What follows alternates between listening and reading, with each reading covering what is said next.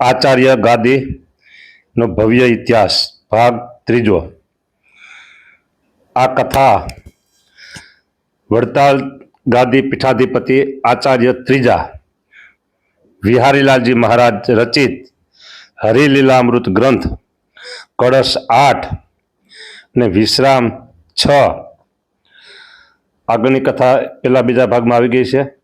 અત્યારે આ ત્રીજો ભાગ શરૂ થાય છે। पंक्ति 26।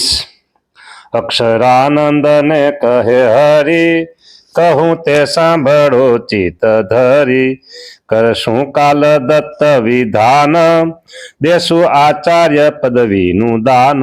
दशम दिवस महाराज बात करे कार्तिक सुधी दशम 1882।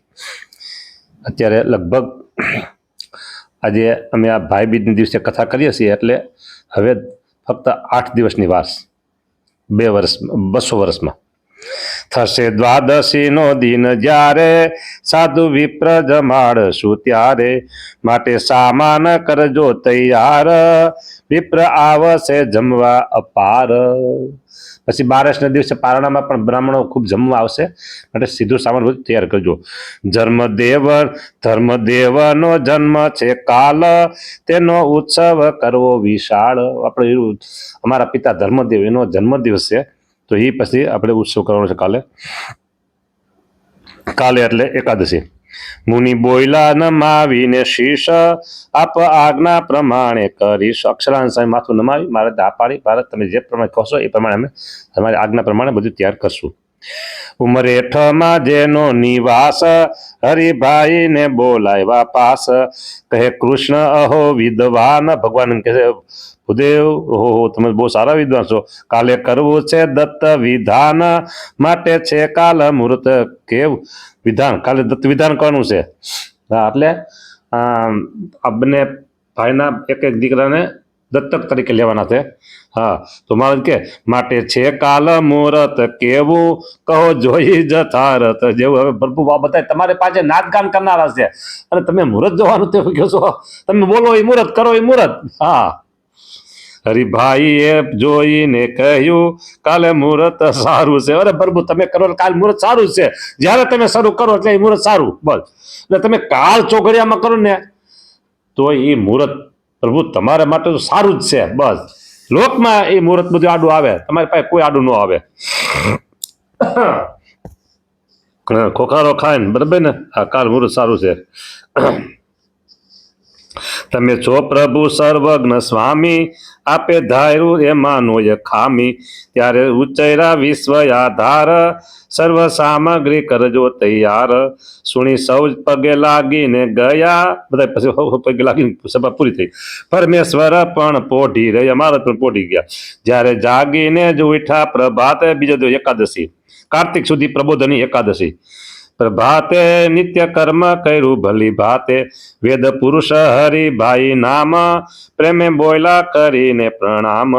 દત્ત પુત્ર નું કરવા વિધાન પધારો પ્રભુ મંડપ સ્થાન। પ્રભુ હાલો પધારો હાલો પધારો પ્રભુ હાલો। હા સર્વ સામગ્રી કીધી તૈયાર ભાઈ બેય બેઠા છે તે ઠાર। હાલો પ્રભુ પધારો। જો રામ પ્રતાપજી મહારાજ આવી ગયા ઈચ્છારામજી મહારાજ આવી ગયા અયોધ્યા પ્રસાદ રઘુવીર આવી બેઠા છે પરમ સુધીર। બંને દીકરાઓ પણ આવી ગયા છે બંને ભાઈના। ગયા મંડપમાં ભગવાન કર્યું શાસ્ત્ર પ્રમાણે વિધાન। પધાર્યા પ્રભુ। હા તેની રીતિ કહું રાય સુણ કીધા વિપ્રના પ્રથમ વરુણ। પ્રભુએ કર્યું વિષ્ણુ પૂજન આચાર્ય કર્યું અગ્નિ સ્થાપન। આચાર્ય એટલે વિદ્વાન બ્રાહ્મણ। કરી સર્વે કુશાંડીની રીત ચડાવ્યો ચરુ ધારીને પ્રીત। ભાઈ બે પુત્ર આપવા વાળા તેને પૂજા ગણેશ સુંઢાળા। બંને ભાઈઓએ રામ પ્રતાપજી મહારાજ અને ઈચ્છારામજી મહારાજ એને ગણપતિની પૂજા કરી।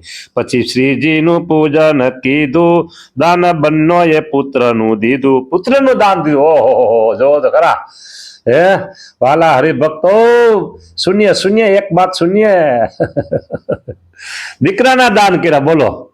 રૂપિયાના દાન થાય, પૃથ્વીના દાન થાય, સોનાના દાન થાય, ચાંદીના દાન થાય, વસ્ત્રના દાન થાય, અન્નના દાન થાય. આ તો દીકરાના દાન કર્યા.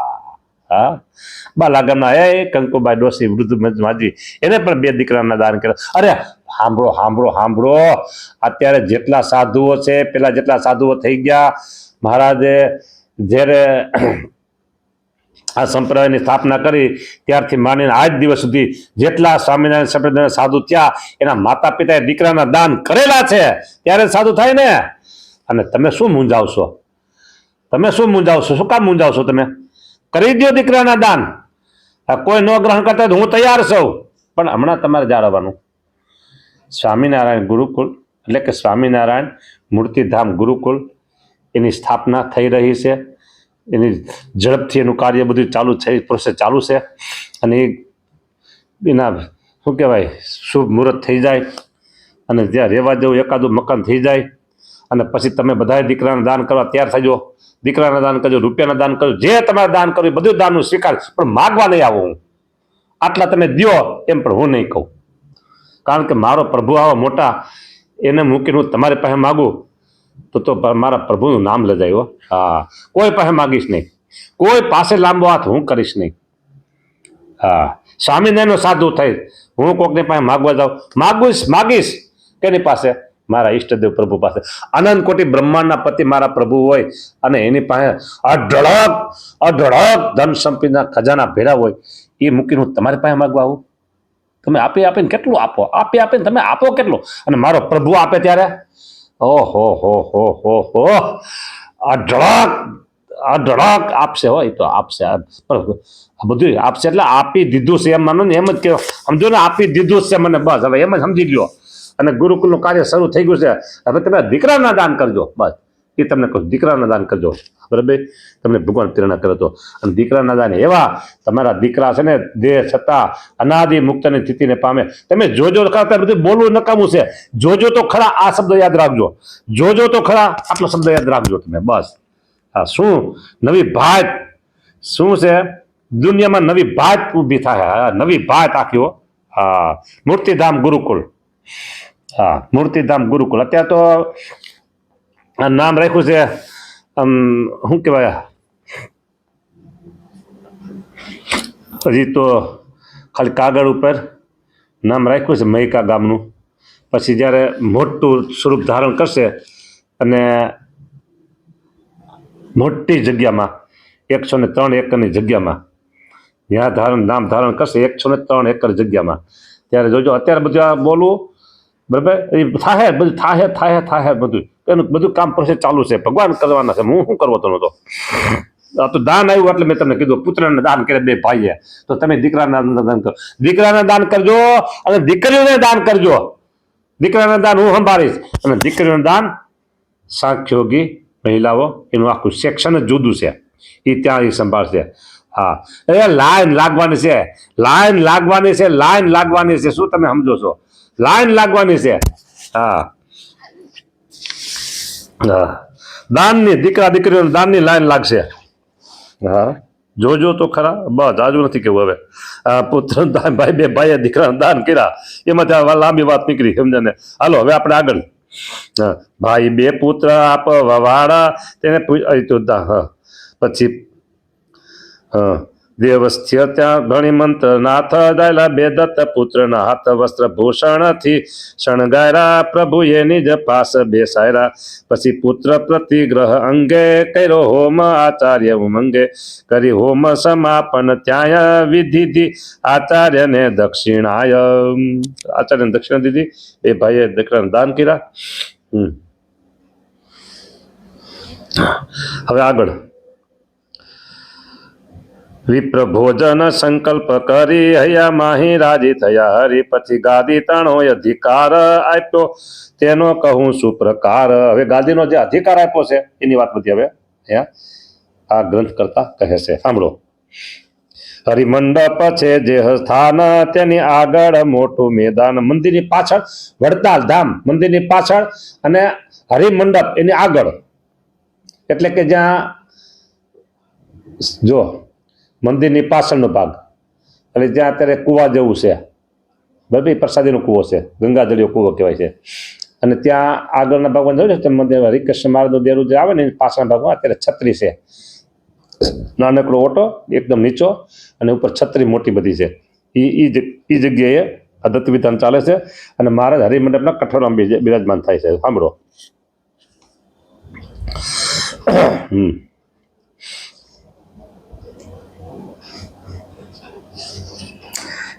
શણગાયરા, હા, પછી પુત્ર પ્રતિગ્રહ અંગે હોમ આવી ગયું બધું.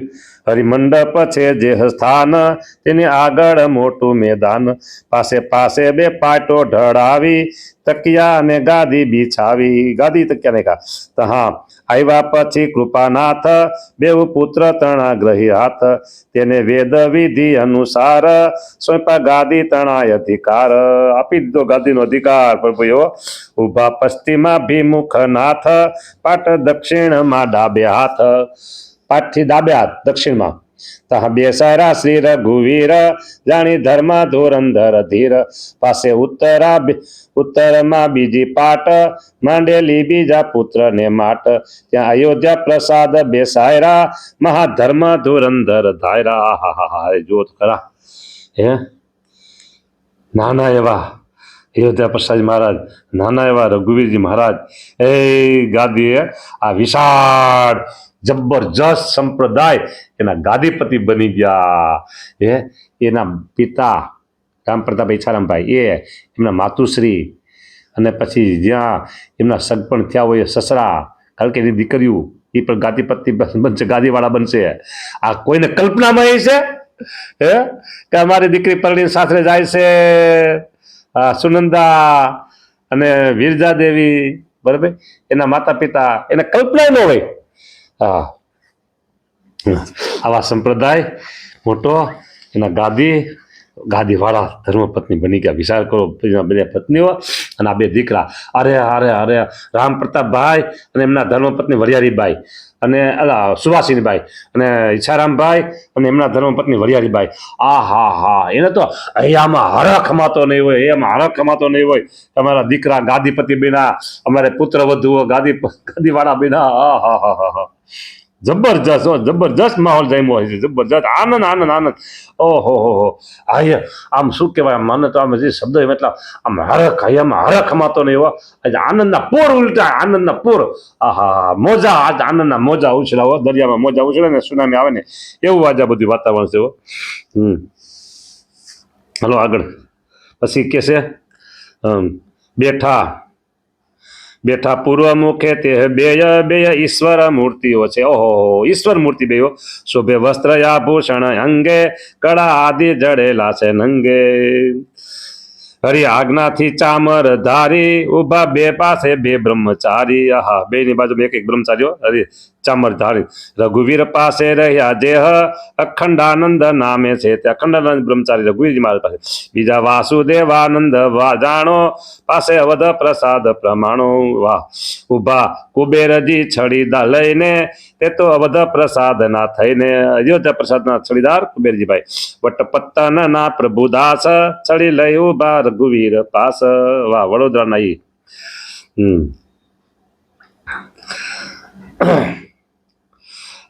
પોતાના આચાર્ય તાણો, જય જયકાર ઉચ્ચારે તે ગણો. જય હો, ઘણી ખમા બધી બોલે. એ શિર અવધ પ્રસાદ અને છત્ર, જોરાજીએ ધૈર્યું ભલું તત્ર. રઘુવીર ને ગુમાનજીએ, ધૈર્યું છત્ર તે રૂડી રીતિએ. બે પુત્રમાં શ્રી બળવંતે, મૂક્યું તેજ પોતાનું અત્યંતે. હા પુરુષોત્તમ નારાયણે અને પોતાનું તેજ, પોતાના દત્ત પુત્ર ગાદી પીઠાધિપતિ બનાવી અને એમાં તેજ અર્પણ કર્યું છે. જેવી સૂર્ય શશી તણી જોડ, લાજે દેખીને કંદર પકોડ. વાહ.